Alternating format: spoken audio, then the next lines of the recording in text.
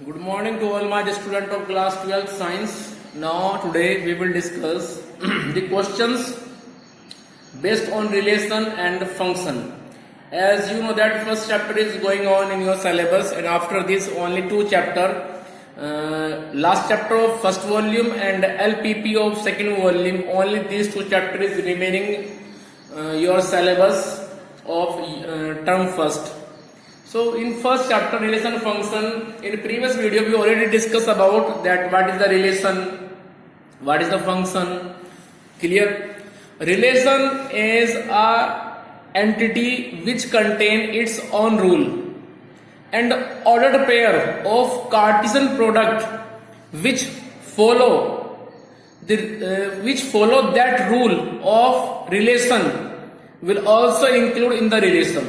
ठीक है, Cartesian product में से वो पेयर जो रिलेशन का रूल फॉलो करेगा उस रिलेशन के अंदर एग्जिस्ट करेगा, लेकिन वो ऑर्डर्ड पेयर जो रिलेशन का रूल फॉलो नहीं कर रहा है वो रिलेशन के अंदर नहीं आएगा। क्लियर है? जब रिलेशन बन जाएगा, रिलेशन को आप बना लेंगे, उसके बाद में हम डिस्कस करते हैं three entity. One is reflexive, second is symmetric, third is transitive. तो कोई भी रिलेशन रिफ्लेक्सिव रिलेशन तब बनेगा जब उसके सेट में आने वाले सभी एलिमेंट अपना पेयर बनाए अपने आप से ही, और वो ऑर्डर पेयर उस रिलेशन के अंदर अवेलेबल होना चाहिए। अब मान लीजिए आप सेट ए लेकर के चलते हैं और सेट ए में हमारे पास 1 से लेकर के 4 तक 4 एलिमेंट हैं।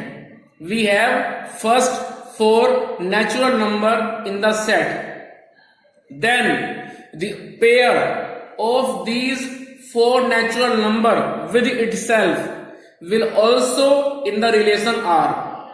सेट ए के अंदर यदि 1 2 3 4 है तो रिलेशन के अंदर 1 1 2 2 3 3 4 4 होना चाहिए। मीन्स वो रूल को सेटिस्फाई करके उस रिलेशन के अंदर आने चाहिए। यदि वहां पे 1 1 है, 2 2 है, 3 3 है, लेकिन 4 4 नहीं है, तो तब भी ये रिफ्लेक्सिव नहीं होगा। कंडीशन ये है, for every element of the set A should belongs to the relation R। ठीक है, इफ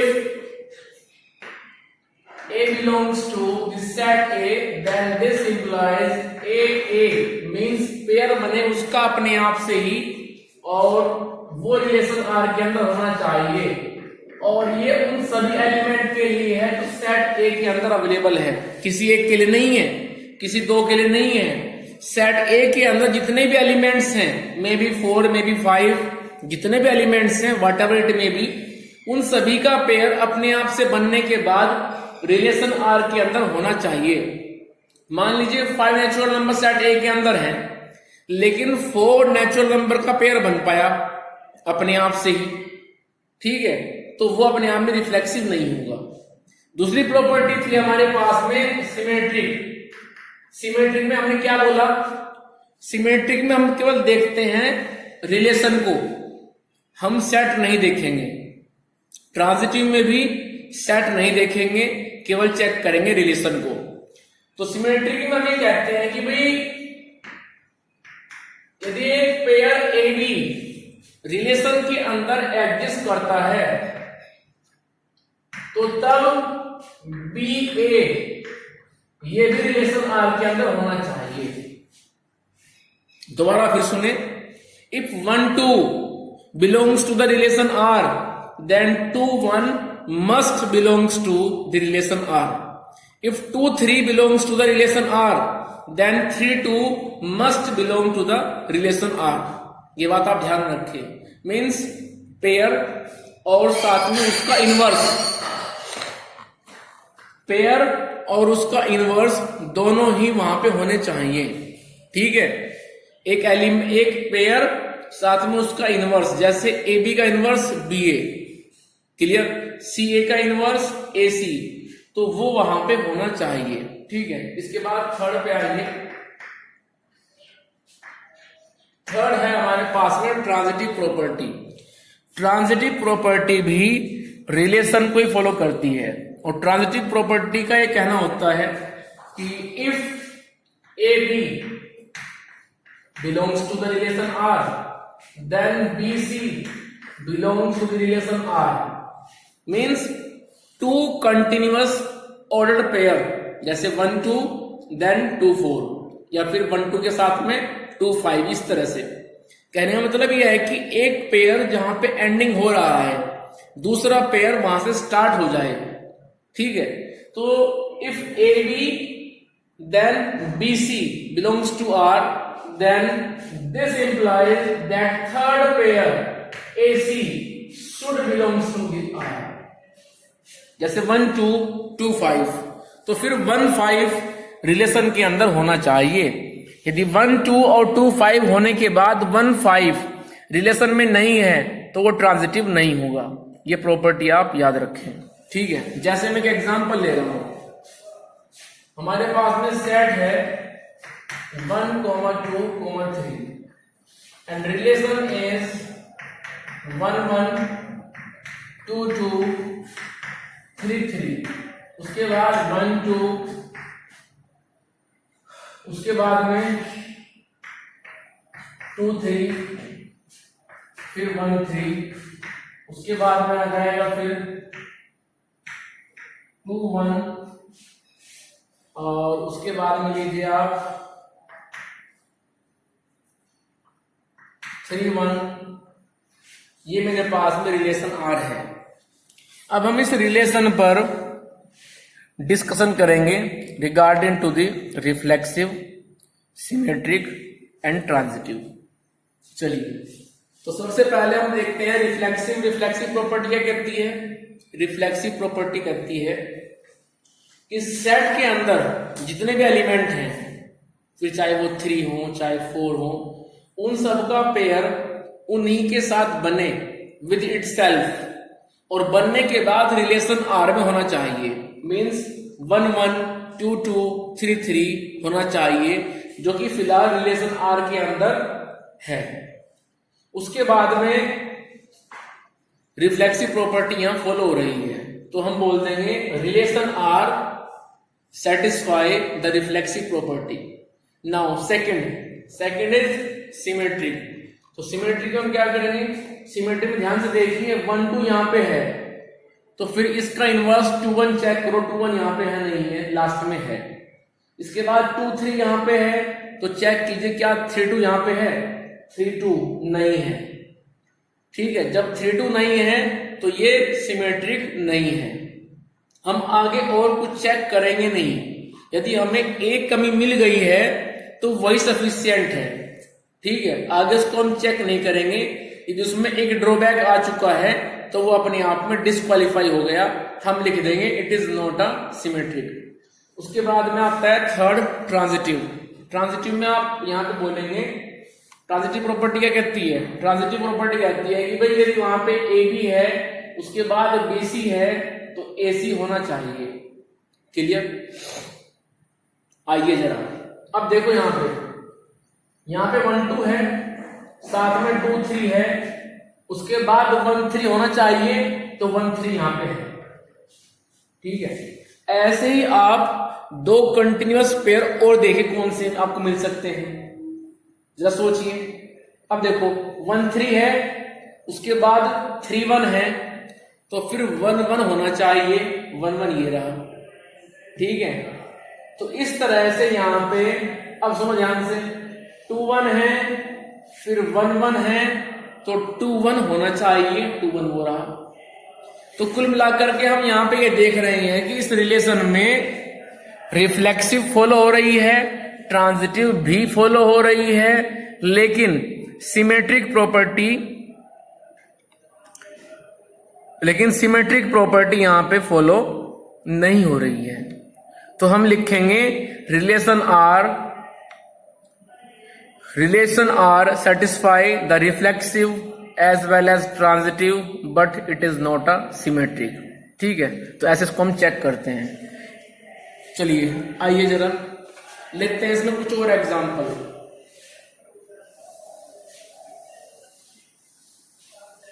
तो यहां पे आपको जो क्वेश्चन दिए हैं एक्सरसाइज 1.1 में, उनको आप लेकर के चलेंगे, रिलेशन आर बनाएंगे, और जो कह रहे हैं कि prove that it is reflexive symmetric but not transitive, और prove that it is reflexive but not symmetric not transitive, वो बात आप वहां प्रूव करेंगे। ठीक है, तो क्वेश्चन करने हैं आपको आज में। चलिए मैं क्वेश्चन लेके चल रहा हूं। सपोज एक सेट बी है जिसके अंदर 2, 4, 5 है, और रिलेशन आर के अंदर जो आया है, मान लो 2, 2 आया है, उसके बाद 2, 4 आया है,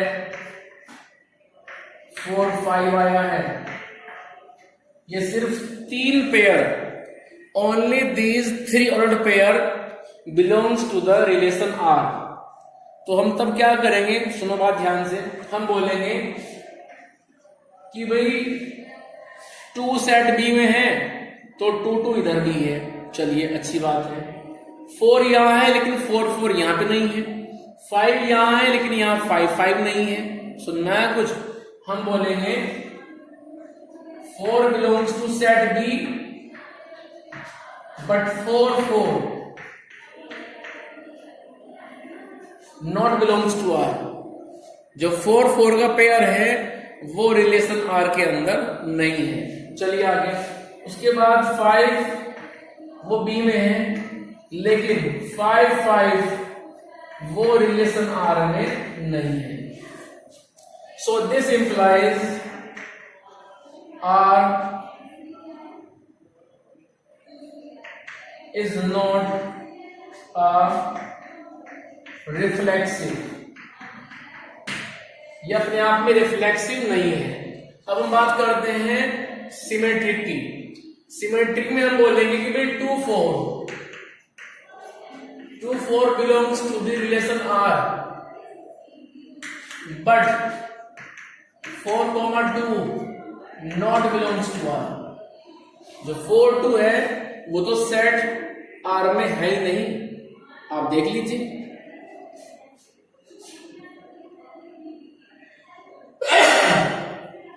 2, 4 यहां पे है, लेकिन 2, 4 का इनवर्स 4, 2 यहां पे नहीं है। चलिए, उसके बाद 4, 5 यहां पे है, लेकिन 5, 4 वो आर के अंदर नहीं है। तो हम लिख देंगे this implies it is not symmetric. ये सिमेट्रिक भी नहीं है। अब बात करते हैं ट्रांजिटिव की। ट्रांजिटिव में हम बोलेंगे भाई 2, 2 है, फिर 2, 4 आया, तो फिर 2, 4 यही है, कोई दिक्कत नहीं है। 2, 2 है, 2, 4 है, तो फिर 2, 4 यहीं पे है। उसके बाद 2, 4 आया है, 4, 5 आया है, लेकिन 2, 5 नहीं आ पाया, तो ये ट्रांजिटिव नहीं है। आप बोलेंगे कि 2, 4 belongs to R, 4, 5 belongs to R, but 2, 5 does not belongs to R. Clear? हम लिखेंगे कि 2, 4 belongs to R, 4, 5 belongs to R, but 2, 5 does not belongs to R. So it is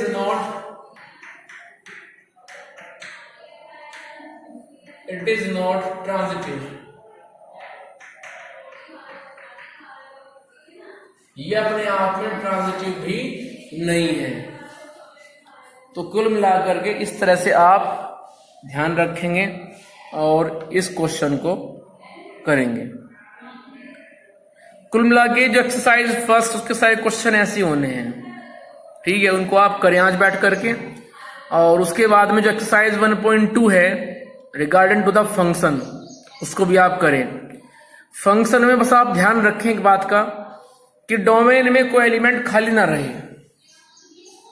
ठीक है, खाली रह गया तो फंक्शन नहीं है। उसके बाद में चेक करें वहां पे कोई डाइवर्जेंट रिंग तो नहीं बन रहा है। यदि कोई डाइवर्जेंट बीम वहां पे एग्जिस्ट करता है तो आप वहां पे लिख देंगे it is not a function. ठीक है, यहां पे डाइवर्जेंट बीम नहीं होना चाहिए, only convergent beam is allowed in the function, and due to this every function is a relation but every relation is not a function। ठीक है, तो वहां पे आपको चेक करना पड़ेगा 1 into onto many 1। इसके चेक करने का सिंपल सा प्रोसीजर ये है कि आपको जो मैपिंग दी जाएगी, अब मान लीजिए वो कहते हैं कि मैपिंग हो रही है रिलेशन आर से रिलेशन आर पे इस तरह से कि fx equals to x square. अब fx equals to x square में जो ये x है डोमेन में है और उसका स्क्वायर वो कोडोमेन में है। इट मीन्स डोमेन का ईच एंड एवरी मेंबर अपने स्क्वायर पे जाकर के लिंक हो जाएगा। ठीक है, सुन लो ध्यान से, x होता है हमेशा इधर और उसकी इमेज बनती है हमेशा fx। सो आपको जब भी क्वेश्चन दिया जाए उस क्वेश्चन से आप कंफ्यूज ना हो, जो आपको fx की वैल्यू दी हुई है वो कोडोमेन में जाएगी और x डोमेन में जाएगा। मान लो आपसे हम बोलते हैं fy equals to y cube, तो y डोमेन में जाएगा, y क्यूब कोडोमेन में जाएगा। ठीक है, अब ये रिलेशन r से रिलेशन r पे हो रही है, सॉरी रियल नंबर से रियल नंबर पे हो रही है। आप जानते हैं real number is the open set from -infinite to infinite and it is the greatest set. सबसे बड़ा होता है रियल नंबर, इसके अंदर सारे पॉजिटिव निगेटिव रेशनल इरेशनल सब कुछ होता है। लेकिन रूल क्या है? रूल ये है कि डोमेन का मेंबर अपने ही स्क्वायर पे जाकर के लिंक हो जाएगा। जैसे 1 जाएगा 1 पर, 2 4 पर, 3 वो 9 पर, -1 1 पर, -2 4 पर, -3 9 पर। तो कुल मिलाकर के जो ये मैपिंग बनेगी ये मैपिंग 1 1 नहीं होगी, ये मैपिंग मैनी 1 होगी। साथ में ये मैपिंग इनटू होगी। क्यों होगी? क्योंकि ध्यान से देखो आप, इस रियल नंबर डोमेन के, जो डोमेन अपने आप में रियल नंबर है, इसके सारे निगेटिव सारे पॉजिटिव एलिमेंट जाकर के कन्वर्ज हो जाएंगे कोडोमेन के पॉजिटिव मेंबर पर। क्यों? क्योंकि हम स्क्वायर कर रहे हैं and square of negative as well as positive is always a positive value. So domain का पॉजिटिव मेंबर या फिर निगेटिव मेंबर कोई भी है वो कोडोमेन में जाकर के केवल पॉजिटिव मेंबर के साथ में ही अपनी इमेज बनाएगा। इट मीन्स कोडोमेन के, कोडोमेन क्या है? रियल नंबर है, तो निगेटिव मेंबर तो वहां पे भी हैं कोडोमेन में भी। तो कोडोमेन के जो निगेटिव मेंबर हैं वो किसी के साथ में इधर लिंक नहीं हो पाएंगे, क्योंकि रूल क्या है? रूल है कि एलिमेंट अपने स्क्वायर पे जाकर के लिंक बनाएगा, जाकर के स्क्वायर पे अपने अटैचमेंट हो जाएगा उसका। तो कुल मिला के कोडोमेन के निगेटिव मेंबर, वो निगेटिव रियल नंबर किसी के साथ में भी लिंक नहीं हो पाएंगे, उनकी कोई प्री इमेज नहीं बनेगी। तो जब रियल नंबर कोडोमेन के निगेटिव मेंबर अटैच नहीं हो पाएंगे, उनको इमेज नहीं बन पाएगी, तो फिर तो ये मैपिंग इनटू हो गई। ठीक है, ऑनटू कब होती है?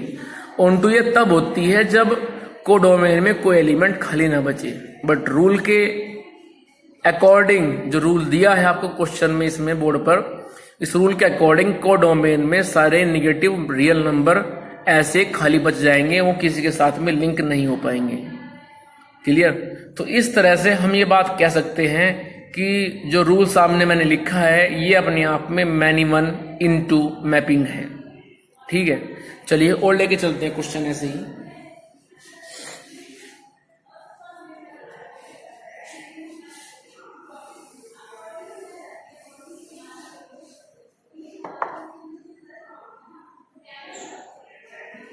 मान लीजिए रूल है मेरे पास में fx इक्वल्स टू 1 0 माइनस 1।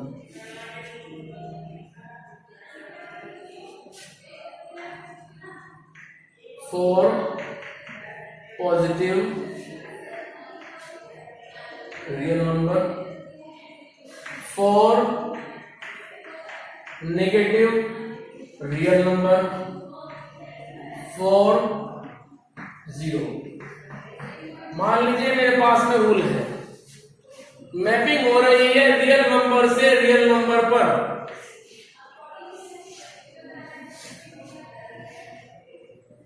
ठीक है, चलिए अब जरा सोच के बताओ कि ये मैपिंग कैसे होगी। सोचिए भाई, देखो fx की वैल्यू 1, fx की वैल्यू 0, fx की वैल्यू -1। मैंने बताया था आपको अभी fx कहां जाता है, fx जाता है हमेशा कोडोमेन में। तो कोडोमेन में 3 एलिमेंट चले गए, लेकिन कैसे गए हैं? 1 तो गया है पॉजिटिव रियल नंबर के लिए, इट मीन्स डोमेन के इतने पॉजिटिव नंबर हैं 1 2 3 4 एंड सो ऑन, वो सारे के सारे चले जाएंगे 1 पर। कोडोमेन का जो 0 है ये जाएगा सिर्फ 0 के लिए। उसके बाद डोमेन के सारे नेगेटिव मेंबर वो कहां चले जाएंगे, -1 पर।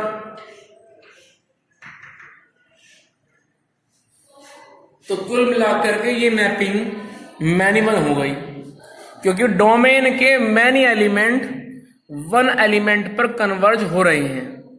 साथ ही साथ ये मैपिंग हो गई फिर इनटू। आप कहेंगे सर क्यों? क्योंकि कोडोमेन क्या है, ध्यान से देखिए, रियल नंबर है। रियल नंबर में क्या होता है, पॉजिटिव भी, नेगेटिव भी, रेशनल भी, इरेशनल भी, सब होता है। लेकिन कोडोमेन में रियल नंबर में से केवल 3 एलिमेंट 1 0 -1, केवल ये 3 मेंबर ही अपनी प्री इमेज रखते हैं। केवल ये 3 एलिमेंट ही अपनी प्री इमेज रखते हैं। तो जो बाकी एलिमेंट हैं वो तो किसी के साथ में लिंक नहीं हो पाए, इट मीन्स वो एम्प्टी रह गए, विदाउट प्री इमेज रह गए, किसी की इमेज नहीं बन पाए। तो ये हो जाएगा फिर इनटू, क्योंकि मैंने आपको बताया था कल, यदि कोडोमेन में 1 and more than 1 element empty रह जाए, वो किसी के साथ में लिंक ना हो पाए, या फिर उसकी प्री इमेज वहां पे ना हो, वो प्री इमेज ना बनाता हो अपनी, तो तब उस मैपिंग को बोलते हैं हम इनटू मैपिंग। तो ये मैनिमल इनटू मैपिंग हो गई। क्लियर है? यहां तक सुनना है कुछ? तो ध्यान रखेंगे आप इस तरह से, a mapping is said to be a into whenever 1 or more than 1 element in codomain doesn't have its pre-image. Such type of mapping is said to be into. Clear? तो इस तरह से आज आप एक्सरसाइज 1.1 1.2 करेंगे, और 1.2 से आगे जो एक्सरसाइज दी हुई है वो आपके सिलेबस में नहीं है। ठीक है, तो इस तरह से आप ये एक्सरसाइज करेंगे, और कल मैं डिस्कस करूंगा इनके क्वेश्चंस भी वीडियो में, जो आपकी प्रॉब्लम्स होगी वो भी लेंगे। लेकिन ये चैप्टर आप फटाफट अपना जो है कंप्लीट करें, क्योंकि इस चैप्टर के बारे में आपको मैंने ओवरव्यू दे दिया है, क्वेश्चंस मैंने आपको समझा दिए हैं कैसे करने हैं, क्या कंसेप्ट है। तो इसको आप आज बैठ के अपना कंप्लीट करें। And if you are facing any problem in any example, in any question, in any concept, you have any type of doubt, then please share that doubt with me. Clear? तो ये जब तक आप clear नहीं करेंगे अपने doubt को, तो वो आपके लिए डाउट ही रहेगा और प्रॉब्लम बार बार आपके लिए क्रिएट करता रहेगा। साथ साथ आप RS अग्रवाल या फिर RD शर्मा, जो भी आपके पास में है व्हाटएवर, उसको भी ओपन करें। ठीक है, वो केवल देखने के लिए नहीं है कि ला करके आपने उसको अपने मतलब जलवारी में रख दिया है तो बस रखी है, वो उसको उठाइए, उसको ओपन कीजिए। जो हम डिस्कस कर रहे हैं इसको आप वहां पे डिस्कस कीजिए। कोई प्रॉब्लम है तो पूछिए। ठीक है, तो आपको जो साइड बुक है वे भी करनी है। ऐसा नहीं केवल वो लाने के लिए और रखने के लिए होती हैं, उनको भी कीजिए। नोटबुक को आप डेली टू डेली मेंटेन कीजिए with the proper sequence. Clear? And if you have any doubt then share that with me.